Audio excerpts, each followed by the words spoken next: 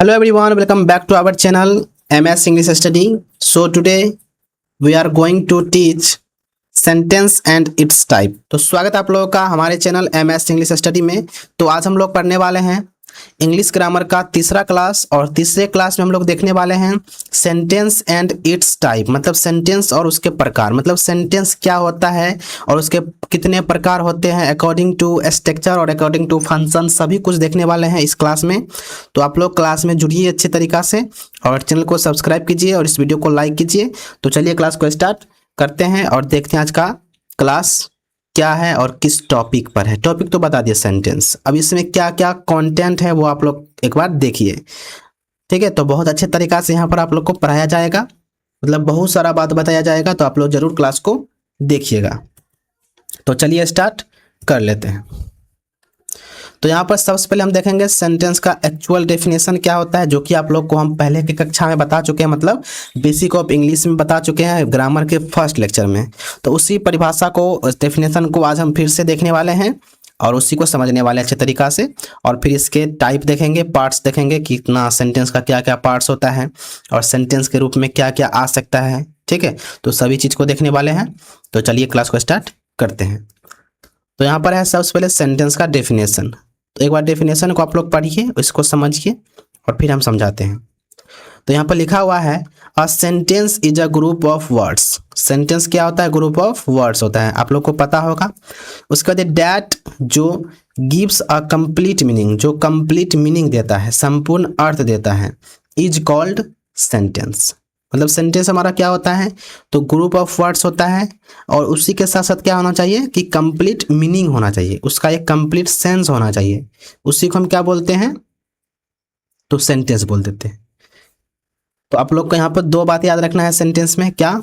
तो पहला ये हो गया कि अ ग्रुप ऑफ वर्ड्स होता है, ये क्या होता है? ग्रुप ऑफ वर्ड्स होता है।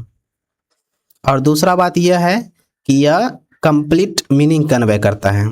क्या कन्वे करता है? कंप्लीट मीनिंग देता है। तो ये दोनों बात को आप लोगों को याद रखना है, ठीक है। अब आइए यहाँ पर नीचे में एक एग्जांपल लिखते हैं, उसके माध्यम से समझते हैं। जैसे यहाँ पर एक सेंटेंस हम लिखते हैं, इसको आप लोग सेंटेंस बोलिएगा कि नहीं बोलिएगा, आप लोग पहले यह बताइए।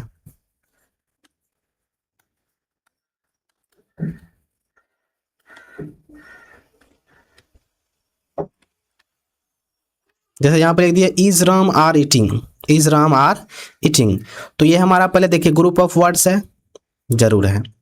अब इसका एक कंप्लीट सेंस निकालने का कोशिश कीजिए, मतलब इसका मीनिंग निकालने का कोशिश कीजिए। तो इसका मीनिंग निकल रहा है? नहीं निकल रहा है, मतलब ये एक सेंटेंस हुआ ही नहीं। तो जिसका मीनिंग ना निकले वो हमारा सेंटेंस नहीं होता है, ठीक है। तो सेंटेंस के लिए एक अच्छा सा सीक्वेंस भी होना जरूरी है कि एक सीक्वेंस चलना चाहिए, जैसे सब्जेक्ट वर्ब ऑब्जेक्ट का सीक्वेंस चलता है, उसी प्रकार से इसका एक सीक्वेंस होना चाहिए, ना कि पहले वर्ब आ जाए फिर सब्जेक्ट आ जाए फिर से वर्ब आ जाए। तो ऐसा नहीं होता है, ठीक है। तो ये हमारा कोई सीक्वेंस नहीं हुआ। अगर इसको हम अच्छा सा लिखना चाहेंगे तो क्या होगा? तो इसको हम लिखेंगे Ram is eating food, Ram खाना खा रहा है। तो ये हमारा क्या हो गया? एक सेंटेंस हो गया, ये ग्रुप ऑफ वर्ड्स भी है और इसका एक कंप्लीट मीनिंग भी है कि राम खाना खा रहा है। तो इसी को हम क्या बोलते हैं? सेंटेंस बोलते हैं। तो आई होप सेंटेंस आप लोगों का क्लियर हो गया होगा। और यहाँ पर कुछ पॉइंट लिखा हुआ है जो कि आप लोग को पता ही होगा कि यह कंप्लीट सेंस देता है और कैपिटल लेटर से स्टार्ट होता है, उसके बाद फुल स्टॉप, क्वेश्चन मार्क और एक्सक्लामेशन मार्क के साथ खत्म होता है। तो ये सही बात पता है आप लोगों को। अब आगे बढ़ जाते हैं। अब आगे यहाँ पर है पार्ट्स ऑफ सेंटेंस। तो सेंटेंस के कितने पार्ट्स होते हैं? तो यहाँ पर लिखा हुआ है a sentence is mainly divided into two parts, मतलब सेंटेंस जो होता है वो हमारा दो पार्ट में डिवाइडेड होता है। अब दोनों पार्ट का नाम क्या है? तो पहला पार्ट का नाम है हमारा सब्जेक्ट, पहला पार्ट क्या हो गया? हमारा सब्जेक्ट। और दूसरा पार्ट होता है हमारा प्रेडिकेट। अब इस प्रेडिकेट में हमारा ऑब्जेक्ट भी आ सकता है, वर्ब भी आ सकता है और बहुत सारा चीज़ आता है जो कि हम आप लोग को यहाँ पर बताने वाले हैं। तो इसको ध्यान में रखिएगा कि सब्जेक्ट हमारा कितना भाग में बटा हुआ आता है? तो सब्जेक्ट हमारा दो भाग में बटा हुआ होता है। कौन कौन सा? तो पहला सब्जेक्ट होता है, फिर प्रेडिकेट होता है। आइए एक एग्जांपल की मदद से इसको समझते हैं। जैसे यहाँ पर लिखते हैं कि सी इज अ डॉक्टर, वह क्या है, एक डॉक्टर है। तो यहाँ पर देखिए सी क्या हो गया हमारा, तो सी हमारा हो गया सब्जेक्ट, क्या हो गया सब्जेक्ट। अब यहाँ पर इज डॉक्टर मतलब सब्जेक्ट को छोड़कर जो भी बचा है ये हमारा किस में आता है, तो ये हमारा आता है प्रेडिकेट में। किस में आता है, तो प्रेडिकेट में। तो इसी को हम प्रेडिकेट बोलते हैं और इसको हम सब्जेक्ट बोलते हैं। अब सब्जेक्ट और प्रेडिकेट क्या होता है आइए देख लेते हैं। तो सबसे पहले हम देखेंगे सब्जेक्ट क्या होता है। तो आप लोग को हम पहले ही बताए थे कि सब्जेक्ट कुछ भी हो सकता है और वो क्या करना चाहिए, सेंटेंस में एक्शन करना चाहिए और सेंटेंस में उसके बारे में कुछ कहा जाना चाहिए। मतलब सब्जेक्ट हमारा वो होता है जो सब्जेक्ट हमारा वो होता है जो सेंटेंस में कुछ काम करता है या सेंटेंस में जिसके बारे में कहा जाता है उसी को हम क्या बोलते हैं, सब्जेक्ट बोलते हैं। जैसे यहाँ पर देखिए एग्जांपल लिखते हैं, जैसे यहाँ पर लिखते हैं Reena is my best friend. Reena is my best friend. Reena क्या है, मेरी अच्छी दोस्त है। तो यहाँ पर रीना क्या है, यहाँ पर अगर हम बात करें सब्जेक्ट को पहचानने का तो यहाँ पर आप लोग को हम एक ट्रिक बता देते हैं कि सब्जेक्ट को कैसे पहचानते हैं। अगर कहीं भी आप लोग को सब्जेक्ट पहचानना होगा तो आप लोग सेंटेंस में हु का क्वेश्चन कीजिए। किसका, हु का। और हु का मीनिंग होता है कौन। अगर इसका जवाब जो भी आ गया वही हमारा सब्जेक्ट होता है। जैसे जैसे यहाँ पर है Reena is my best friend, ठीक है। अब इसको हम क्वेश्चन बनाते हैं हु का। जैसे who is my best friend मतलब कौन मेरी अच्छी दोस्त है।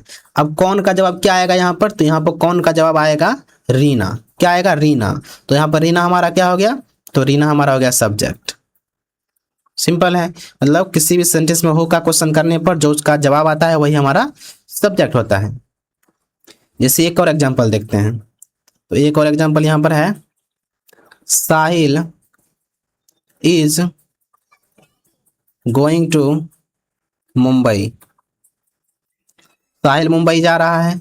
अब यहाँ पर बात करते हैं who is going to Mumbai, कौन मुंबई जा रहा है, तो साहिल जा रहा है। तो साहिल हमारा क्या होगा यहाँ पर, सब्जेक्ट हो गया। क्या हो गया, तो सब्जेक्ट। मतलब सेंटेंस में ये काम भी कर रहा है और इसके बारे में भी कहा जा रहा है और हु का भी रिप्लाई आ रहा है, तो यही हमारा क्या होगा, सब्जेक्ट होगा। तो सब्जेक्ट को जानने के लिए हम सेंटेंस में हु का क्वेश्चन करते हैं, जो उसका रिप्लाई आता है, जवाब आता है, वही हमारा सब्जेक्ट कहलाता है। अब यहाँ पर हु का क्वेश्चन तो हो गया लिविंग चीज के लिए, लिविंग थिंग के लिए। जब सब्जेक्ट हमारा नॉन लिविंग आएगा तब हम क्या करेंगे, तो ये किसके लिए हो गया, तो ये हो गया लिविंग थिंग के लिए। किसके लिए, लिविंग थिंग के लिए। अब बात करते हैं नॉन लिविंग थिंग के लिए। तो नॉन लिविंग थिंग के लिए आप लोग व्हाट का क्वेश्चन कर सकते हैं। किसका, व्हाट का क्वेश्चन। जैसे जिसमें बुक आ गया, पेन आ गया, या कोई भी नॉन लिविंग थिंग हो। नॉन लिविंग समझते हैं, जो सांस नहीं लेता है, मतलब निर्जीव वस्तु। तो उसमें क्या कीजिए, व्हाट का क्वेश्चन कीजिए। व्हाट का जो रिप्लाई होगा वही हमारा सब्जेक्ट होगा, ठीक है। चलिए अब आगे बढ़ जाते हैं। तो यहाँ से क्लियर है सब्जेक्ट क्या होता है, जो हमारा सब्जेक्ट क्या होता है, सेंटेंस में एक्शन करता है और जिसके बारे में कुछ कहा जाता है, यानी हु का रिप्लाई हमारा सब्जेक्ट होता है। और हु का यूज करना है लिविंग थिंग के लिए और नॉन लिविंग थिंग के लिए करना है व्हाट का यूज। अब आगे बढ़ते हैं।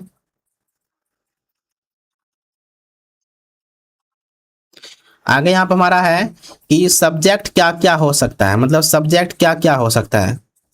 आप लोग कभी देखे होंगे सब्जेक्ट में कभी नाउन आ जाता है, कभी प्रोनाउन आ जाता है, कभी आईएनजी फॉर्म आ जाता है, कभी कभी टू प्लस फर्स्ट फॉर्म भी आ जाता है, जैसे टू सॉ, टू लर्न, ये सब भी आ जाता है। तो इसको हम एक्चुअल में बोलते क्या है, तो सब्जेक्ट के रूप में हमारा चार चीज आ सकता है। क्या क्या, तो पहला हो गया हमारा नाउन, दूसरा हो गया प्रोनाउन, तीसरा हो गया जिरंड। जिरंड क्या हो गया, फर्स्ट के वर्ब के फर्स्ट फॉर्म के साथ आईएनजी लगाते हैं तो वो हमारा जिरंड बन जाता है, जो कि एज अ सब्जेक्ट वर्क करता है।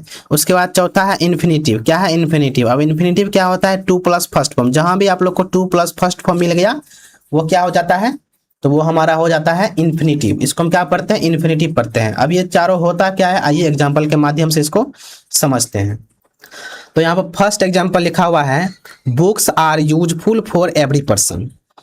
तो यहाँ पर बुक्स है हमारा सब्जेक्ट, हमें पता है कि बुक्स हमारा सब्जेक्ट है, लेकिन कैसे पहचाने, तो यहाँ पर व्हाट का क्वेश्चन कीजिए। What are useful for every person, मतलब सभी पर्सन के लिए क्या यूजफुल है।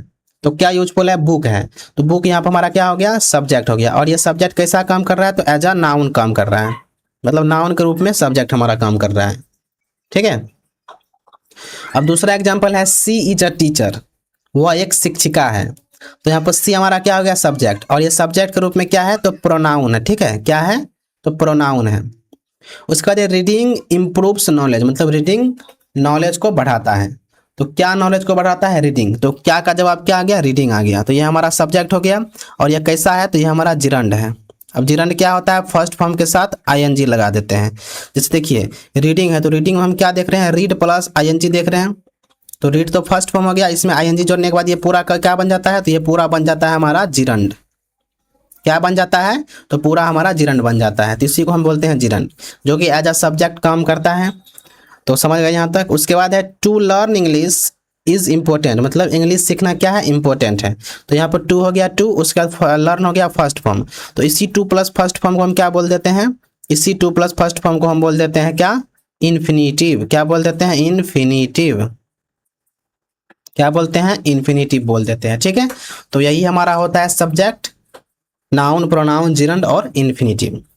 ठीक है, इतना बात याद हो जाएगा। चलिए अब आगे बढ़ जाते हैं। अब आगे हम देखने वाले हैं क्या, प्रेडिकेट क्या होता है। सब्जेक्ट समझ गए और सब्जेक्ट क्या क्या होता है ये भी समझ गए। अब आता है प्रेडिकेट क्या होता है। तो यहाँ पर डेफिनेशन हम लिख दिए हैं थोड़ा सा हिंदी में, जिससे आप लोग को समझने में आसानी होगा। तो यहाँ पर डेफिनेशन लिखा हुआ है, सब्जेक्ट के बारे में जो कुछ कहता है, किसके बारे में, सब्जेक्ट के बारे में, उसे प्रेडिकेट कहते हैं। जो सब्जेक्ट के बारे में कुछ कहता है उसे हम क्या कहते हैं, प्रेडिकेट कहते हैं। उसके बाद इसमें वर्ब और उससे जुड़ी बाकी जानकारियां इंक्लूड रहता है, मतलब वर्ब के साथ साथ क्या भी हो सकता है, और सारी जानकारियां हो सकता है। और सारा जानकारियां में क्या होता है, आगे बात करने वाले हैं।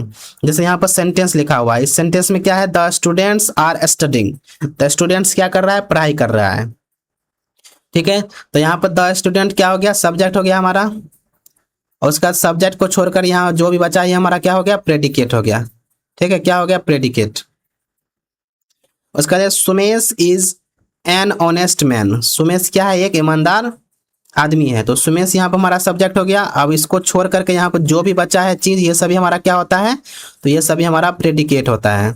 अब प्रेडिकेट में वर्ब भी आता है और वर्ब से जुड़ी जानकारियां भी आता है। ठीक है, अब प्रेडिकेट को कुछ भागों में बांटा गया है, मतलब प्रेडिकेट क्या क्या हो सकता है उसको भी पढ़ेंगे। तो अब देखते हैं प्रेडिकेट क्या क्या होता है। प्रेडिकेट क्या होता है, जो सब्जेक्ट के बारे में कुछ कहता है उसे प्रेडिकेट कहते हैं। इसमें वर्ब और उससे जुड़ी बाकी जानकारियां भी इंक्लूड रहता है, मतलब शामिल रहता है। ठीक है, अब आगे बढ़ जाते हैं। आगे यहाँ पर है main parts of predicate. Predicate के मेन पार्ट्स क्या क्या है। तो प्रेडिकेट का मेन पार्ट पहला है वर्ब। क्या है, वर्ब, इसको हम वर्ब पढ़ते हैं। तो वर्ब क्या होता है, वर्ब होता है a verb express an action और अ स्टेट ऑफ बीइंग, मतलब वर्ब एक्सप्रेस करता है एक एक्शन को और एक स्टेट को जो हो रहा है, बस इसी को हम क्या बोलते हैं, वर्ब बोलते हैं। मतलब एक्शन को हम वर्ब बोल सकते हैं। जैसे यहाँ पर ही राइट्स, वह लिखता है, तो वह क्या करता है, लिखता है। तो यहाँ पर राइट्स क्या हो गया, वर्ब हो गया। उसका बाद दे आर प्लेइंग, वह खेल रहे हैं, तो यहाँ पर ये क्या हो गया, तो हेल्पिंग वर्ब, और ये हो गया हमारा मेन वर्ब, इसी को हम वर्ब बोलते हैं। ठीक है, वर्ब आप लोग पहले भी पढ़ चुके हैं तो इस पर ज़्यादा चर्चा नहीं करते हैं। उसके बाद है नोट। एक नोट लिखा हुआ है, इसको आप लोग जरूर लिख लीजिएगा। ठीक है, एक नोट है, तो यहाँ पर नोट है, a sentence can not be formed. एक सेंटेंस नहीं बन सकता है, कभी भी नहीं बन सकता है विदाउट अ वर्ब, मतलब एक सेंटेंस बिना वर्ब के नहीं बन सकता है। तो बिना वर्ब का सेंटेंस बनाना क्या है, इम्पॉसिबल है। एक बार बना करके देखिएगा, अगर बन जाए तो हमें ही बता दीजिएगा। ठीक है, तो बिना वर्ब का सेंटेंस नहीं बना सकते हम। ठीक है, तो यहाँ से यही पॉइंट निकलता है। अब आगे बढ़ जाते हैं। अब आगे यहाँ पर है दूसरा, प्रेडिकेट का दूसरा भाग। तो प्रेडिकेट का दूसरा भाग होता है ऑब्जेक्ट। हमारा क्या होता है, ऑब्जेक्ट। अब ऑब्जेक्ट क्या होता है ये भी पढ़ चुके हैं। ऑब्जेक्ट होता है हमारा जो एक्शन को रिसीव करता है। तो यहाँ पर है an object receives the action of the verb, मतलब जो वर्ब के एक्शन को रिसीव करता है। जैसे सी रीड्स अ बुक, वो पढ़ रही है, क्या पढ़ रही है, किताब पढ़ रही है। तो वो जो काम कर रहे हैं उसका प्रभाव किस पर पड़ रहा है, मतलब इफेक्ट किस पर पड़ रहा है, तो बुक पर पड़ रहा है। तो यहाँ पर अ बुक क्या हो गया, तो हमारा ऑब्जेक्ट हो गया। क्या हो गया, ऑब्जेक्ट। उसके बाद आई एट एन एप्पल, तो मैंने एक एप्पल खाया। तो मैंने क्या खाया, तो यहाँ पर एक एप्पल, तो एप्पल पर प्रभाव पड़ा जो मैंने किया। तो यहाँ पर ये क्या हो गया, हमारा ऑब्जेक्ट। अब ऑब्जेक्ट को पहचानने का एक ट्रिक होता है व्हाट का क्वेश्चन। यहाँ पर हम व्हाट का क्वेश्चन कर सकते हैं।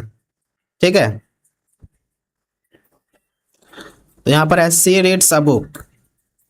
सी रीड्स अ बुक, वो किताब पढ़ती है। वो क्या पढ़ती है, तो किताब पढ़ती है। तो किताब क्या हो गया, हमारा ऑब्जेक्ट।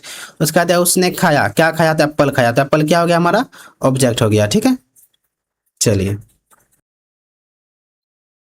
अब आगे बढ़ जाते हैं। तो यहाँ पर वह भी क्लियर हो गया। अब आता है मेन पार्ट।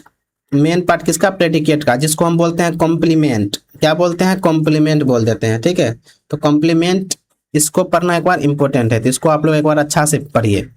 तो होता है कॉम्प्लीमेंट का, अगर हम हिंदी करें तो इसका हिंदी होता है पूरक। क्या होता है, पूरक होता है।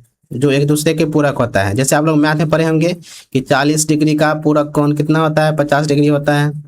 50 डिग्री का पूरक क्या होता है, 40 डिग्री होता है, जो एक दूसरे का अपोजिट होता है, उसी को हम क्या बोलते हैं, पूरक बोलते हैं। तो आइए यहाँ पर देखते हैं अंग्रेजी में इसका क्या इंपॉर्टेंस है। यहाँ पर है a compliment completes the meaning of the subject और ऑब्जेक्ट। ये ऑब्जेक्ट और सब्जेक्ट का क्या करता है, कंप्लीट मीनिंग देता है। A complement completes the meaning of the subject और object। इसको हम एक तरीका से और बोल सकते हैं, इसको हम बोल सकते हैं एडजेक्टिव। ये जो हमारा होता है कॉम्प्लीमेंट, ये हमारा एडजेक्टिव होता है और ये हमारा एक्स्ट्रा इन्फॉर्मेशन भी देता है। क्या देता है, एक्स्ट्रा इन्फॉर्मेशन भी देता है।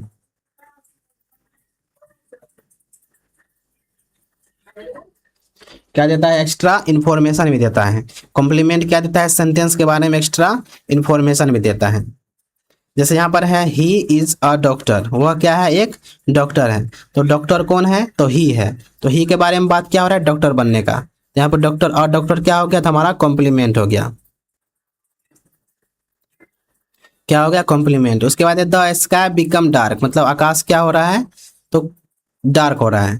तो यहाँ पर द स्काई बिकेम डार्क, तो स्काई हो रहा है डार्क, तो स्काई के बारे में जानकारी क्या दे रहा है, डार्क। तो डार्क यहाँ पर हमारा क्या हो गया, तो कॉम्प्लीमेंट हो गया। क्या हो गया, तो कॉम्प्लीमेंट। तो कॉम्प्लीमेंट क्या होता है, जो सब्जेक्ट और ऑब्जेक्ट के बारे में जानकारी देता है, एक्स्ट्रा इन्फॉर्मेशन देता है। उसको हम एडजेक्टिव की तरह भी यूज कर सकते हैं।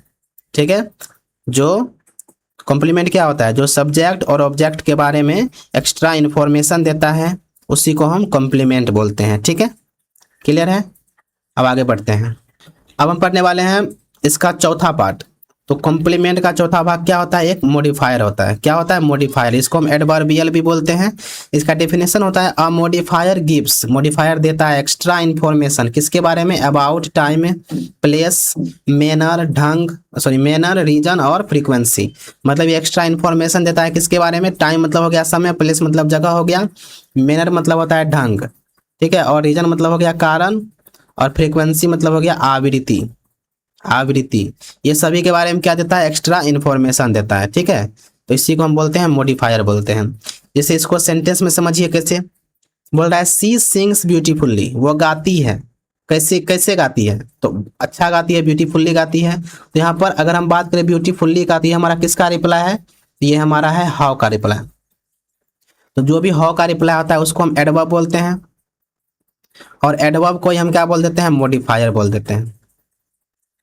यहाँ पर लिखा भी है एडवर्बियल, मतलब एडवर्ब से बना वही क्या बनता है, एडवर्बियल। ठीक है, अब यहाँ पर है we met at the station, हम मिल चुके हैं। तो कहाँ मिल चुके हैं, तो यहाँ पर वेयर का रिप्लाई क्या आ रहा है, स्टेशन। तो यहाँ पर किसका रिप्लाई आ रहा है, वेयर का। तो ये हमारा क्या हो गया, तो ये हमारा हो गया मॉडिफायर। क्या हो गया, मॉडिफायर। जहाँ पर भी वेन, हाउ और उसके बाद वेयर का रिप्लाई आएगा, वो हमारा क्या कहलाता है, तो वो हमारा मॉडिफायर यानी एडवर्बियल कहलाता है, जो एडवर्ब से बनता है। उसके बाद ही केम यस्टरडे, वह आया था, कब आया था। तो यहाँ पर वेन का रिप्लाई आ रहा है यस्टरडे, वेन मतलब कब होता है ना। तो यहाँ पर ये क्या हो गया हमारा, तो ये हमारा हो गया मॉडिफायर। तो मॉडिफायर को हम इस तरह से पहचान सकते हैं, जो वर्ब में डिटेल्स ऐड करता है उसी को हम मॉडिफायर बोलते हैं। ठीक है, जो सब्जेक्ट के बारे में जानकारी देता है उसको हम कॉम्प्लीमेंट बोलते हैं। ठीक है, तो कॉम्प्लीमेंट और मॉडिफायर में क्या अंतर है, तो कॉम्प्लीमेंट हमारा सब्जेक्ट और ऑब्जेक्ट का जानकारी देता है, और मॉडिफायर हमारा वर्ब का जानकारी देता है। जैसे वो गाती है, कैसा गाती है, अच्छा गाती है। वी मेट एट स्टेशन, हम मिल चुके हैं, कहाँ मिल चुके हैं, स्टेशन में मिल चुके हैं। उसके बाद ही केम यस्टरडे, वो आया था, कब आया था, तो कल आया था। तो यस्टरडे क्या हो गया यहाँ पर, मॉडिफायर। तो मॉडिफायर को इस तरीका से हम आइडेंटिफाई कर लेते हैं। अब बढ़ते हैं आगे। आगे यहाँ पर है आइडेंटिफाई द, मतलब कुछ क्वेश्चन है तो इसको आप लोग करना है। तो यहाँ पर पहला क्वेश्चन है आइडेंटिफाई द सब्जेक्ट, मतलब ये जो सेंटेंस दिया गया है इसमें हमें सब्जेक्ट खोजना है। The old man lives alone, इसमें हमारा सब्जेक्ट क्या है, the old man lives alone. तो सब्जेक्ट को पहचानने के लिए एक ट्रिक बताए थे, हु का क्वेश्चन कीजिए। तो यहाँ पर है हु लिव्स एलोन, तो कौन अकेला रहता है, यानी हु का रिप्लाई क्या आ रहा है, कौन अकेला रहता है, तो बूढ़ा आदमी। तो यहाँ पर द ओल्ड मैन हमारा क्या हो गया, तो द ओल्ड मैन हमारा हो गया सब्जेक्ट, यानी ऑप्शन नंबर सी हो गया इसका right answer, the old man. तो द ओल्ड मैन हमारा सब्जेक्ट हो गया। उसके बाद यहाँ पर है आइडेंटिफाई द प्रेडिकेट। तो इस सेंटेंस यहाँ पर जो सेंटेंस दिया गया है इसमें क्या खोजना है, तो इसमें प्रेडिकेट खोजना है। तो सेंटेंस है the bird are flying in the sky. तो प्रेडिकेट हम क्या बताए थे कि सब्जेक्ट को छोड़कर जितना भी चीज़ होता है वो हमारा प्रेडिकेट कहलाता है। जैसे यहाँ पर द वर्ड सब्जेक्ट हो गया, अब इसको छोड़ करके यहाँ से यहाँ तक ये हमारा क्या कहलाएगा, प्रेडिकेट। तो are flying in the sky, तो ऑप्शन नंबर बी हो गया इसका right answer. Are flying in the sky is the predicate. उसके बाद identify the object, object identify करना है। सी रोट अ लेटर, क्या है, सी रोट अ लेटर, वो पत्र लिखी थी। तो क्या लिखी थी, एक लेटर। तो ऑब्जेक्ट को पहचानने का हम बताए थे, वर्ड का क्वेश्चन कीजिए। तो वर्ड का क्वेश्चन करने पर जो आएगा वही हमारा ऑब्जेक्ट होगा। तो यहाँ पर अ लेटर क्या हो गया, ऑब्जेक्ट। तो ऑप्शन नंबर सी हो जाएगा इसका राइट आंसर। उसके बाद आइडेंटिफाई द कॉम्प्लीमेंट, कॉम्प्लीमेंट को आइडेंटिफाई करना है। तो यहाँ पर है my brother is an engineer, मेरा भाई क्या है, इंजीनियर है। यानी मेरा भाई सब्जेक्ट हो गया, और सब्जेक्ट के बारे में जो जानकारी देता है उसी को हम क्या बोलते हैं, क्या बोलते हैं, कॉम्प्लीमेंट बोलते हैं। तो मेरा भाई क्या है, इंजीनियर है, तो एन इंजीनियर क्या हो जाएगा, इसका कॉम्प्लीमेंट हो जाएगा। ठीक है, अब आगे बढ़ते हैं। आगे 5वां क्वेश्चन है आइडेंटिफाई द मॉडिफायर, मॉडिफायर को आइडेंटिफाई करना है। यहाँ पर the train arrived late, train क्या था, लेट था। ठीक है, तो यहाँ पर लेट क्या हो गया, हमारा मॉडिफायर हो गया। ठीक है, चलिए अब आगे बढ़ जाते हैं। आगे यहाँ पर है types of sentence according to the structure. अब हम पढ़ते हैं सेंटेंस के टाइप के बारे में, इसके बारे में, सेंटेंस के टाइप के बारे में। ठीक है, तो किसके अनुसार, स्ट्रक्चर के अनुसार। तो स्ट्रक्चर के अनुसार सेंटेंस के 3 पार्ट होते हैं। कितना पार्ट होते हैं, 3 पार्ट होते हैं। अब तीनों कौन कौन सा होता है, पहला होता है सिंपल सेंटेंस, दूसरा होता है कंपाउंड सेंटेंस, और तीसरा होता है कौन सा, तीसरा होता है कॉम्प्लेक्स, और चौथा होता है हमारा कंपाउंड कॉम्प्लेक्स। मतलब टोटल 4 प्रकार का सेंटेंस होता है। किसके अनुसार, तो स्ट्रक्चर के बेस पर। ठीक है,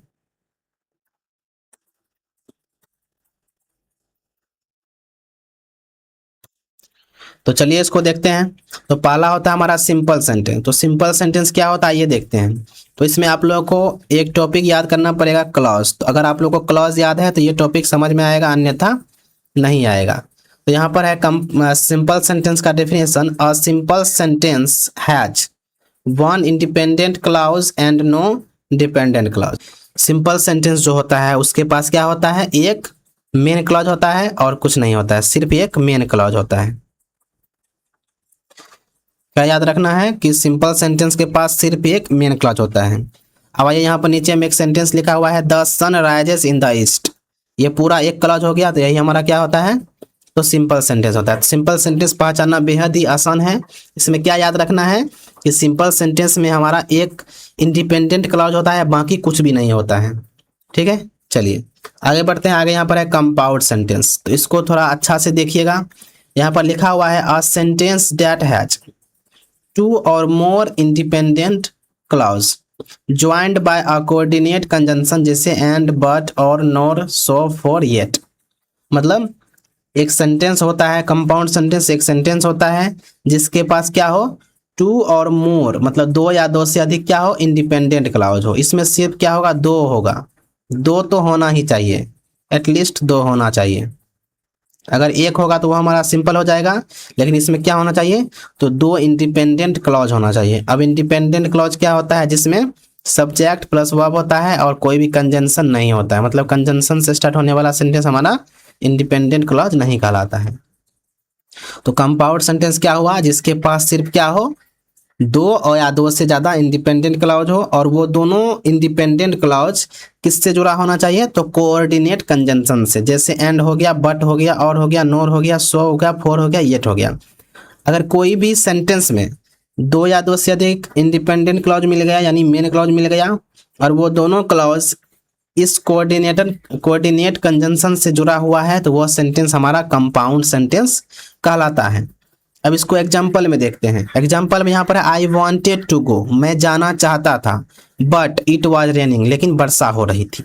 तो यहाँ पर देखिए आई सब्जेक्ट हो गया, और यहाँ पर वॉन्टेड वर्ब हो गया, फिर इधर इट सब्जेक्ट हो गया और वॉज वर्ब हो गया। मतलब इसमें 2 सब्जेक्ट और वर्ब है। ठीक है, मतलब 2 इसमें क्या है, इंडिपेंडेंट क्लॉज है, जिसको हम यहाँ पर घेर देते हैं। एक इंडिपेंडेंट क्लॉज यहाँ से यहाँ तक, और एक इंडिपेंडेंट क्लॉज कहाँ से कहाँ तक, एक मिनट, एक यहाँ से लेकर के यहाँ तक, ठीक है। अब ये दोनों इंडिपेंडेंट क्लॉज बट से जुड़ा हुआ है, तो यहाँ पर बोल भी रहा है कि वो दोनों क्लॉज ज्वाइंट होना चाहिए किससे, कोऑर्डिनेट कंजंक्शन से, जैसे एंड बट नोट, तो इस बट से जुड़ा हुआ है, तो ये सेंटेंस हमारा क्या कहलाएगा, तो कंपाउंड सेंटेंस कहलाएगा। क्या कहलाएगा, कंपाउंड सेंटेंस। तो ओवरऑल क्या याद रखना है, जब दो इंडिपेंडेंट क्लॉज या दो से ज्यादा इंडिपेंडेंट क्लॉज कोऑर्डिनेटिंग कंजंक्शन से जुड़ा हुआ हो, उसी को हम बोलते हैं कंपाउंड सेंटेंस। जैसे यहाँ पर है सी स्टडीड हार्ड, तो यहाँ पर सी सब्जेक्ट हो गया, स्टडीड वर्ब हो गया। उसके बाद है and she passed the exam, तो सब्जेक्ट और वर्ब, तो इसमें कितना सब्जेक्ट वर्ब है, दो सब्जेक्ट वर्ब है, यानी दो मेन क्लॉज है। तो एक मेन क्लॉज ये हो गया, और मेन क्लॉज को हम क्या बोलते हैं, इंडिपेंडेंट बोलते हैं, और एक मेन क्लॉज यहाँ से यहाँ तक हो गया। अब ये दोनों मेन क्लॉज किससे जुड़ा हुआ है, तो एंड कंजंक्शन से जुड़ा है। और एंड कौन सा कंजंक्शन, तो ये हो गया हमारा कोऑर्डिनेट कंजंक्शन, तो इसी को हम क्या बोलते हैं, कंपाउंड सेंटेंस। तो कंपाउंड सेंटेंस समझ गए। अब आगे बढ़ जाते हैं, अब आते हैं कॉम्प्लेक्स सेंटेंस की तरफ। तो यहाँ पर है कॉम्प्लेक्स सेंटेंस। तो कॉम्प्लेक्स सेंटेंस क्या होता है, बोल रहा है अ सेंटेंस दैट हैज, एक सेंटेंस जिसके पास क्या हो, एक मेन क्लॉज हो, क्या हो, एक मेन क्लॉज हो, and at least one dependent clause हो, मतलब इसमें एक मेन क्लॉज हो और एक डिपेंडेंट क्लॉज हो, मतलब एक इंडिपेंडेंट और एक डिपेंडेंट क्लॉज हो, उसी को हम क्या बोलते हैं, कॉम्प्लेक्स सेंटेंस बोलते हैं, ठीक है। वैसा सेंटेंस जिसमें एक इंडिपेंडेंट क्लॉज हो और एक कम से कम एक डिपेंडेंट क्लॉज हो, उसी को हम क्या बोलते हैं, तो कॉम्प्लेक्स सेंटेंस बोलते हैं। जैसे यहाँ पर देखिए एग्जांपल लिखा हुआ है आई स्टेड एट होम, मैं घर पर था, तो सब्जेक्ट हो गया, वर्ब हो गया। उसका बाद बिकॉज, तो बिकॉज यहाँ पर क्या हो गया, तो सबऑर्डिनेटिंग कंजंक्शन। अब ये कंजंक्शन, और उसके बाद क्या है यहाँ पर, इट वाज रेनिंग, तो सब्जेक्ट प्लस वर्ब है। अब यहाँ पर देखिए इस सब्जेक्ट प्लस वर्ब से पहले क्या है, बिकॉज कंजंक्शन है। और हम बताए थे आप लोग को क्लॉज वाले चैप्टर में कि कोई भी सेंटेंस अगर कंजंक्शन से स्टार्ट होता है तो वो हमारा क्या होता है, कॉम्प्लेक्स नहीं, क्या क्या बोलते हैं उसको, डिपेंडेंट क्लॉज बोलते हैं। तो ये हमारा क्या हो गया, डिपेंडेंट क्लॉज, ये हमारा क्या हो गया, डिपेंडेंट क्लॉज। अब उससे पहले देखिए क्या है, उससे पहले यहाँ पर है I stayed at home, I stayed at home, तो यहाँ पर सिर्फ एक सब्जेक्ट और वर्ब है, तो ये हमारा हो गया इंडिपेंडेंट क्लॉज, इंडिपेंडेंट क्लॉज, ठीक है। तो जिसमें क्या हो, एक इंडिपेंडेंट क्लॉज हो और एक कम से कम एक डिपेंडेंट क्लॉज हो, उसी को हम क्या बोलते हैं, तो उसी को हम बोल देते हैं कॉम्प्लेक्स सेंटेंस, उसी को हम क्या बोल देते हैं, कॉम्प्लेक्स सेंटेंस। एक बार फिर से हम बताते हैं क्योंकि इसमें थोड़ा ज़्यादा कन्फ्यूजन है। जिसमें क्या हो, एक इंडिपेंडेंट क्लॉज हो और एक डिपेंडेंट क्लॉज हो, उसी को हम क्या बोलते हैं, कॉम्प्लेक्स सेंटेंस। जैसे यहाँ पर अगला एग्जांपल है व्हेन द बेल रिंग, जब बेल बजा, the students entered the classroom, जब बेल बजा तो स्टूडेंट्स क्या कर दिया, क्लासरूम में एंटर्ड कर दिया। तो यहाँ पर व्हेन क्या है, कंजंक्शन, द बेल हो गया सब्जेक्ट और रिंग हो गया वर्ब। तो यहाँ पर पहला वाला पार्ट जो है, पहला वाला पार्ट हमारा कौन सा क्लॉज हो गया, तो पहला वाला पार्ट हो गया हमारा डिपेंडेंट क्लॉज, डिपेंडेंट क्लॉज। उसका दूसरा पार्ट में आइए, यहाँ पर है the students entered the classroom, तो यहाँ पर क्या है, द स्टूडेंट सब्जेक्ट और एंटर्ड वर्ब, तो यहाँ पर सब्जेक्ट प्लस वर्ब से पहले कोई भी कंजंक्शन नहीं है, तो ये हमारा इंडिपेंडेंट क्लॉज यानी मेन क्लॉज हो गया। तो जिसमें एक डिपेंडेंट क्लॉज हो और एक मेन क्लॉज हो, उसी को हम क्या बोलते हैं, उसी को हम बोलते हैं कॉम्प्लेक्स सेंटेंस, कॉम्प्लेक्स सेंटेंस। तो आई होप यहाँ तक आप लोग समझ गए होंगे। इसको थोड़ा सा रिवाइज कीजिएगा क्योंकि थोड़ा कॉम्प्लिकेटेड है, इसको बार बार पढ़िएगा फिर याद रहेगा। तो यहाँ पर कंपाउंड कॉम्प्लेक्स मतलब तीन टाइप पढ़ लिए। पहला सिंपल था जिसमें सिर्फ एक इंडिपेंडेंट क्लॉज होना चाहिए, और दूसरा था कंपाउंड सेंटेंस जिसमें दो या दो से अधिक इंडिपेंडेंट क्लॉज हो लेकिन वो ज्वाइन होना चाहिए किसके साथ, कोऑर्डिनेटिंग कंजंक्शन के साथ, जैसा कि यहाँ पर एक डिपेंडेंट क्लॉज एक डिपेंडेंट क्लॉज। सॉरी, एक इंडिपेंडेंट क्लॉज दोनों ज्वाइन है किससे, बट कंजंक्शन से, और इधर एक इंडिपेंडेंट क्लॉज यानी इधर भी एक इंडिपेंडेंट क्लॉज, और ये दोनों किससे जुड़ा हुआ है, एंड से। तो इसी को हम क्या बोलते हैं, कंपाउंड सेंटेंस। अब कॉम्प्लेक्स क्या होता है, कॉम्प्लेक्स में एक इंडिपेंडेंट होना चाहिए और एटलीस्ट एक डिपेंडेंट होना चाहिए, उसी को हम कॉम्प्लेक्स सेंटेंस बोलते हैं, जैसा कि आप लोगों को हम यहाँ पर समझा चुके हैं। एक बार फिर से देख लीजिएगा आप लोग। उसके बाद है चौथा टाइप, कंपाउंड कॉम्प्लेक्स। क्या है, कंपाउंड कॉम्प्लेक्स। तो कंपाउंड कॉम्प्लेक्स क्या होता है, तो इसमें क्या क्या है, कंपाउंड और कॉम्प्लेक्स है। तो यहाँ पर लिखा हुआ है a compound complex sentence has two or more. क्या है, टू और मोर यानी दो या दो से अधिक कौन सा क्लॉज, इंडिपेंडेंट क्लॉज। और बोल रहा है एटलीस्ट वन डिपेंडेंट क्लॉज, मतलब इसमें दो क्या होना चाहिए, कम से कम दो इंडिपेंडेंट क्लॉज तो होना ही चाहिए, और इधर वाला में क्या था, एक इंडिपेंडेंट क्लॉज होना ही चाहिए। तो इसमें दो होना ही चाहिए, कौन सा क्लॉज, इंडिपेंडेंट क्लॉज, और कम से कम एक डिपेंडेंट क्लॉज भी होना चाहिए, मतलब इसमें दो क्लॉज होगा, एक इंडिपेंडेंट होगा और एक डिपेंडेंट होगा, लेकिन इंडिपेंडेंट का संख्या कितना होना चाहिए, कम से कम दो होना चाहिए, और डिपेंडेंट का संख्या कितना होना चाहिए, कम से कम एक होना चाहिए। तो थोड़ा कॉम्प्लिकेटेड है, फिर से हम बोल रहे हैं, आप लोग बार बार इसको पढ़िएगा। तो यहाँ पर एग्जाम्पल लिखा हुआ है ऑल्दो इट वॉज रेनिंग। तो यहाँ पर ऑल्दो क्या होगा, हमारा कंजंक्शन हो गया, और कंजंक्शन से जो स्टार्ट होता है उसको हम क्या बोलते हैं, उसको हम बोलते हैं डिपेंडेंट क्लॉज। तो यहाँ पर हमारा क्या हो गया, डिपेंडेंट क्लॉज, यानी इसको हम बोल सकते हैं डिपेंडेंट क्लॉज। उसके बाद है वी वेंट आउटसाइड, तो सब्जेक्ट वर्ब है। उसके बाद है and we enjoyed the weather, तो सब्जेक्ट प्लस वर्ब। तो देखिए एक डिपेंडेंट क्लॉज हो गया, और यहाँ पर एक हो गया यहाँ पर मेन क्लॉज, और एक मेन क्लॉज यहाँ पर एक और हो गया, यहाँ पर यहाँ से लेकर के यहाँ पर एक मेन क्लॉज, मतलब इसमें कितना मेन क्लॉज है, दो मेन क्लॉज है। मेन क्लॉज को ही हम इंडिपेंडेंट बोलते हैं। तो यहाँ पर दो मेन क्लॉज है और एक डिपेंडेंट क्लॉज है। इसी पूरा को मिलाकर हम क्या बोलते हैं, तो इसी पूरा को मिलाकर के बोलते हैं कंपाउंड कॉम्प्लेक्स सेंटेंस। तो कंपाउंड कॉम्प्लेक्स क्या होता है, जिसमें दो मेन क्लॉज हो और एक डिपेंडेंट क्लॉज हो, उसी को हम बोलते हैं कंपाउंड कॉम्प्लेक्स। ज़्यादा हार्ड नहीं है, तो आप लोग इसको अच्छा तरीका से देखिएगा। तो यहाँ पर अगला सेंटेंस है आई कॉल्ड हिम।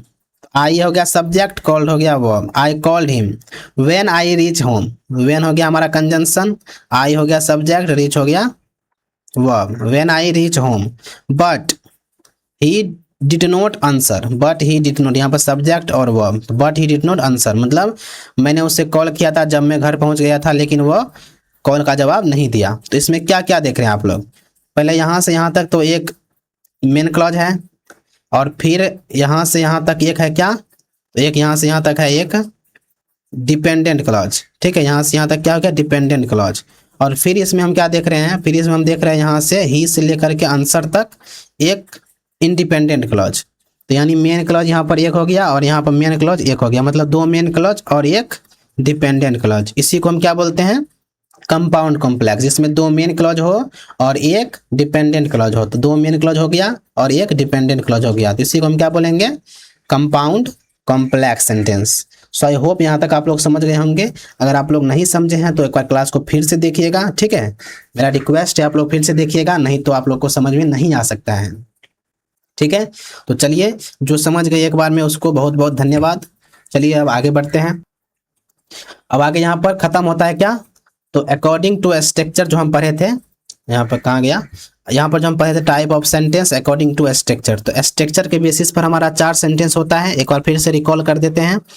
अब चार सेंटेंस कौन कौन सा होता है, तो पहला होता है हमारा सिंपल सेंटेंस, और सिंपल सेंटेंस में क्या होता है, सिर्फ एक डिपेंडेंट क्लॉज होता है, यानी एक मेन क्लॉज होता है, उसी को हम क्या बोल देते हैं, सिंपल सेंटेंस। उसके बाद आता है कंपाउंड सेंटेंस। तो कंपाउंड सेंटेंस में क्या होता है, इसमें दो या दो से अधिक इंडिपेंडेंट क्लॉज होना चाहिए, और वो दोनों किससे जुड़ा होना चाहिए, तो कोऑर्डिनेटिंग कंजंक्शन से। ठीक है, जैसे यहाँ पर दो इंडिपेंडेंट क्लॉज है और ये जुड़ा हुआ है बट कंजंक्शन से, तो इसी को हम क्या बोलते हैं, कंपाउंड सेंटेंस। उसके बाद यहाँ पर है कॉम्प्लेक्स। तो कॉम्प्लेक्स में क्या होता है, एक मेन क्लॉज होता है और एक डिपेंडेंट क्लॉज होता है, यानी सबऑर्डिनेट क्लॉज होता है। तो यहाँ पर एक डिपेंडेंट इंडिपेंडेंट क्लॉज हो गया और यहाँ पर एक डिपेंडेंट क्लॉज हो गया। अब ये दोनों मिलकर क्या बनाएगा, हमारा कॉम्प्लेक्स सेंटेंस बनाएगा। उसके बाद यहाँ पर है एक डिपेंडेंट क्लॉज और एक मेन क्लॉज, दोनों मिलकर के क्या बनाया, तो कॉम्प्लेक्स सेंटेंस। अब आता है कंपाउंड कॉम्प्लेक्स। तो कंपाउंड कॉम्प्लेक्स में क्या होता है, दो या दो से अधिक डिपेंडेंट यानी दो इंडिपेंडेंट होना चाहिए और एक डिपेंडेंट क्लॉज होना चाहिए। जैसे यहाँ पर देखिए दो डिपेंडेंट क्लॉज इंडिपेंडेंट क्लॉज है यानी मेन क्लॉज है दो, दो क्या है मेन क्लॉज और एक डिपेंडेंट क्लॉज। इसी को हम मिलाकर क्या बोलेंगे, कंपाउंड कॉम्प्लेक्स सेंटेंस। जैसे यहाँ पर भी हम बताए थे कि एक मेन क्लॉज इधर एक मेन क्लॉज इधर, मतलब दो मेन क्लॉज और एक डिपेंडेंट क्लॉज। इसी को हम क्या बोलते हैं, इसी को हम बोलते हैं compound complex sentence. So I hope यहाँ तक आप लोग समझ गए होंगे। अब आगे बढ़ते हैं। अब सेंटेंस के दूसरे टाइप को पढ़ते हैं जो कि अकॉर्डिंग टू पर्पस या फंक्शन होगा। अब फंक्शन के बेसिस पर कितना सेंटेंस का टाइप है, तो फंक्शन के बेसिस पर सेंटेंस का टाइप है कितना, तो इसका टाइप है 6। तो 6 टाइप है किसके बेसिस पर, फंक्शन के बेसिस पर। तो हेडिंग हो जाएगा type of sentence according to the purpose या फंक्शन।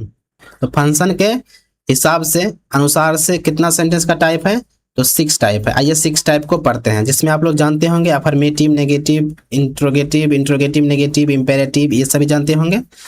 आइए इसको देख लेते हैं।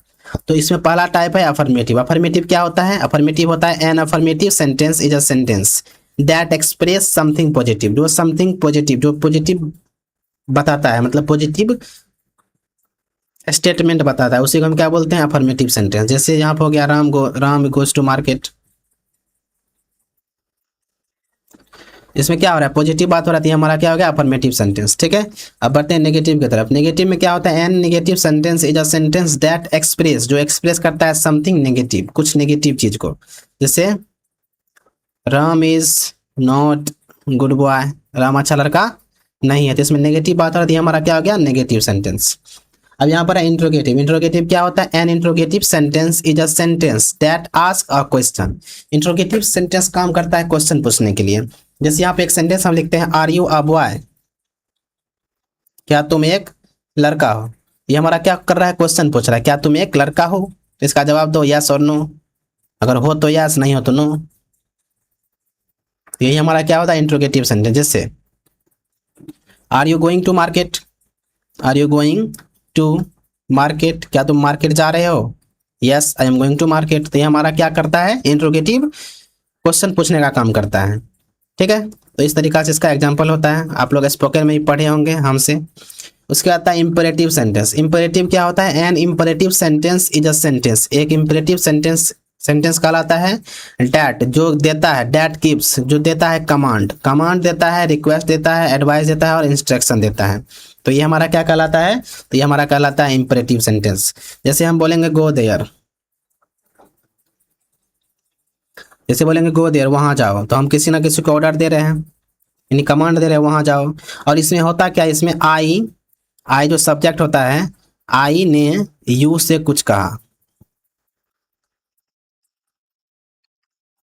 इसका मतलब होता है आई ने यू से कुछ कहा। जैसे हम बोले गो देयर, तो बोले तो हम तो हो गए आए, अब किसको बोले, हम अपने सामने वाले को बोलेंगे, तो सामने वाले हमारे क्या हो गया, यू हो गया। तो आई जब यू को कुछ बोलता है, और इसमें क्या होता है, दोनों हिडन होता है, मतलब बोलने वाला भी हिडन होता है और सुनने वाला भी हिडन होता है, मतलब लिसनर स्पीकर दोनों हिडन होता है इसमें इंपेरेटिव सेंटेंस में। जैसे एक बार आप लोग बोल के देखिए गो देयर, तो बोलने वाला तो मैं हूँ, अब मैं किसी ना किसी को बोला होऊंगा, तो किसी ना किसी को बोलने वाले मतलब वो हो गया यू हमारे लिए, और मैं हो गया आई। तो आई ने यू को कुछ कहा, तो उसी को हम बोलते हैं इंपेरेटिव सेंटेंस, जिसमें ऑर्डर होता है, कमांड होता है, एडवाइस होता है और इंस्ट्रक्शन होता है। तो यहाँ पर दूसरा एग्जाम्पल अगर हम लिखें, जैसे लिखेंगे please give me some water, please give me some water, कृपया मुझे कुछ पानी दो। तो यहाँ पर क्या हो रहा है, प्लीज को देख करके हम क्या बता रहे हैं कि यहाँ पर रिक्वेस्ट का काम हो रहा है। ठीक है, तो यहाँ पर रिक्वेस्ट दे रहे हैं। जैसे हम यहाँ पर एक एडवाइस वाला लिखते हैं, जैसे हम लिखेंगे डोंट स्मोक, मतलब स्मोक मत करो। तो यहाँ पर हम किसी ना किसी को एडवाइस दे रहे हैं, तो यहाँ पर ये क्या हो गया, एडवाइस वाला हो गया। तो जिसमें कमांड होता है, रिक्वेस्ट होता है, एडवाइस देते हैं, इंस्ट्रक्शन देते हैं, उसी को हम क्या बोलते हैं, इंपेरेटिव सेंटेंस। ज़्यादा हार्ड है नहीं। आगे बढ़ जाते हैं। आगे यहाँ पर एक्सक्लामेटरी सेंटेंस। एक्सक्लामेटरी क्या होता है, यह बोल रहा है it show a strong feeling such as happiness, surprise, angry, sadness और excitement. It always ends with exclamation mark. ये सेंटेंस हमेशा एक्सक्लामेशन मार्क के साथ खत्म होता है। और क्या शो करता है, तो ये शो करता है स्ट्रॉन्ग फीलिंग, मतलब हमारी भावनाओं को। जैसे हो गया हैप्पीनेस, हो गया सरप्राइज, हो गया जैसे हम सरप्राइज होते हैं, कहीं ना कहीं जाते हैं, कहते हैं वाह what a beautiful scenery, what a beautiful scene. ठीक है, तो ये सभी हमारा एक्सक्लामेटरी सेंटेंस में आता है। जैसे हम एंग्री करते हैं, मतलब जो स्ट्रॉन्ग फीलिंग होता है, सडन फीलिंग होता है, जो अचानक फीलिंग आता है, उसी को हम क्या बोलते हैं, एक्सक्लामेटरी सेंटेंस बोलते हैं। जैसे हम सैडनेस बताते हैं, एक्साइटमेंट बताते हैं, वह सभी हमारा क्या होता है, तो एक्सक्लामेटरी होता है। इसको हम अच्छे से पढ़ेंगे बाद में। तो यहाँ पर है वाह you did a great job, तुमने अच्छा काम किया है। तो यहाँ पर वाह जो बोले, यहाँ पर क्या हो गया, यह हमारा एक तरह से सरप्राइज वाला हो गया। तो सरप्राइज बताने के लिए हम क्या करते हैं, एक्सक्लामेटरी सेंटेंस का यूज करते हैं, और ये हमेशा एक्सक्लामेशन मार्क के साथ खत्म होता है। तो इसी को हम क्या बोलते हैं, एक्सक्लामेटरी सेंटेंस बोलते हैं। ठीक है, यहाँ तक क्लियर है ना। आगे बढ़ जाते हैं। जैसे हम बोलेंगे what a beautiful day, what a beautiful day, क्या अच्छा दिन है। ये भी हमारा क्या हो गया, तो इसका एग्जांपल किसका, तो एक्सक्लामेशन का। ठीक है, चलिए आगे बढ़ते हैं। अब लास्ट टाइप हमारा है यहाँ पर ऑप्टेटिव सेंटेंस। ऑप्टेटिव सेंटेंस क्या होता है, जिसमें हम देखिए विश देते हैं, जैसे बर्थडे विश करते हैं, प्रार्थना करते हैं, किसी को साफ देते हैं मतलब श्राप देते हैं, कर्ज देते हैं, यानी डिजायर करते हैं कोई भी इच्छा या ब्लेसिंग। तो ये हमारा शो करता है, लिखा है यहाँ पर इट शो अ विश। जैसे हम प्रेयर करते हैं यानी प्रार्थना करते हैं, कर्ज देते हैं, श्राप देते हैं, डिजायर यानी इच्छा करते हैं, ब्लेसिंग मतलब आशीर्वाद देते हैं। तो यहाँ पर हम किसका यूज करते हैं, ऑप्टेटिव सेंटेंस का। जैसे यहाँ पे एग्जांपल लिखा हुआ है, मे गॉड ब्लेस यू, भगवान तुम्हें आशीर्वाद दे। मे गॉड ब्लेस यू, भगवान तुम्हें क्या दे, आशीर्वाद दे। तो यहाँ पर क्या हो रहा है, यहाँ पर आशीर्वाद देने का यानी ब्लेसिंग का काम हो रहा है। ठीक है, अब हो गया मे यू लिव लॉन्ग, भगवान तुम्हें लंबी आयु दे। तो यहाँ पर हम क्या दे रहे हैं, तो विश कर रहे हैं या ब्लेसिंग दे रहे हैं। तो ब्लेसिंग का यहाँ पर सेंस आ रहा है। उसका they wish you a happy birthday, मतलब जन्मदिन मुबारक हो। तो यहाँ पर हम क्या कर रहे हैं, तो विश कर रहे हैं। तो जिसमें हम विश बताते हैं, प्रेयर बताते हैं, कर्स बताते हैं, डिजायर बताते हैं, ब्लेसिंग बताते हैं, वहीं पर हम इसका यूज कर लेते हैं। तो यहाँ पर हमारा सेंटेंस का टाइप खत्म होता है। एक बार चलिए फिर से रिवाइज आप लोग को करवा देते हैं। तो पहला टाइप क्या था, अफर्मेटिव, जिसमें पॉजिटिव बात होता है उसको हम अफर्मेटिव सेंटेंस बोलते हैं, और जिसमें नेगेटिव बात होता है उसको हम नेगेटिव सेंटेंस बोलते हैं। जिसमें क्वेश्चन पूछने का काम होता है उसको हम इंट्रोगेटिव बोलते हैं। जिसमें ऑर्डर हो, कमांड हो, रिक्वेस्ट हो, इंस्ट्रक्शन हो, उसको हम क्या बोलते हैं, इंपरेटिव बोलते हैं। इसमें लिसनर और स्पीकर दोनों क्या होता है, हिडन होता है। जैसे आई ने यू से कुछ कहा, तो इसमें इसका सेंस आता है। उसके बाद एक्सक्लामेटरी सेंटेंस, ये हमारा हैप्पीनेस, सरप्राइज, एंग्री, सैडनेस सब क्या करता है, एक्सप्रेस करता है। ठीक है, स्ट्रॉन्ग फीलिंग को दिखाता है। उसके बाद ऑप्टेटिव सेंटेंस, जिसमें हम ब्लेसिंग करते हैं, प्रेयर करते हैं, विश करते हैं, कर्स करते हैं, जैसे आशीर्वाद देते हैं, किसी के लिए प्रार्थना करते हैं, किसी को श्राप देते हैं, जैसे बोलेंगे may you die, may you die. इसका मतलब क्या हुआ, तुम मर जाओ। ये हमारा क्या हो गया, कर्स हो गया, किसी के लिए श्राप दे रहे हैं हम। तो इसको हम व्यक्त करते हैं किससे, तो ऑप्टेटिव सेंटेंसेस को हम दिखाते हैं। तो यहाँ पर हमारा सेंटेंस खत्म होता है, मतलब इससे ज़्यादा हमें कुछ नहीं पढ़ना है। तो यहाँ तक हम क्लास नंबर 3 में क्या पढ़ लिए, तो क्लास नंबर 3 में हम सेंटेंस को खत्म कर लिए, जो कि आप लोग अच्छे तरीक़ा से समझ गए होंगे। तो आप लोग अपना फीडबैक दीजिएगा कमेंट बॉक्स में, कहाँ पर, कमेंट बॉक्स में। और इस क्लास का पीडीएफ अगर आप लोग को लेना है, पैनल वाले जो हम लिख कर यहाँ पर पढ़ाते हैं ये वाला, तो आप लोग को जाना पड़ेगा हमारे टेलीग्राम और व्हाट्सअप चैनल पर, जो कि वीडियो के डिस्क्रिप्शन बॉक्स में लिंक है उसका, तो वहाँ से जा करके ले सकते हैं। ठीक है, तो चलिए आज के लिए बस इतना ही रखते हैं। अब जो हमारा क्लास नंबर 4 आएगा, कितना आएगा, क्लास नंबर 4 आएगा, उसमें हम स्टार्ट करने वाले हैं पार्ट ऑफ स्पीच। तो पहले उसमें बताएंगे पार्ट ऑफ स्पीच क्या होता है। उसके बाद पहला पार्ट ऑफ स्पीच जो होता है हमारा नाउन, तो हम नाउन को स्टार्ट करने वाले हैं। ठीक है, तो चलिए आज के लिए बस इतना ही। आप लोग बताइएगा कि आज का क्लास कैसा लगा है, और जहाँ पर भी समझ में नहीं आया आप लोग हमसे पूछ सकते हैं कमेंट बॉक्स में, आप लोग को जवाब दिया जाएगा। ठीक है, तो चलिए मिलेंगे नेक्स्ट क्लास में, तब तक के लिए जय श्री कृष्णा, राधे राधे, और चैनल को सब्सक्राइब कर लीजिएगा।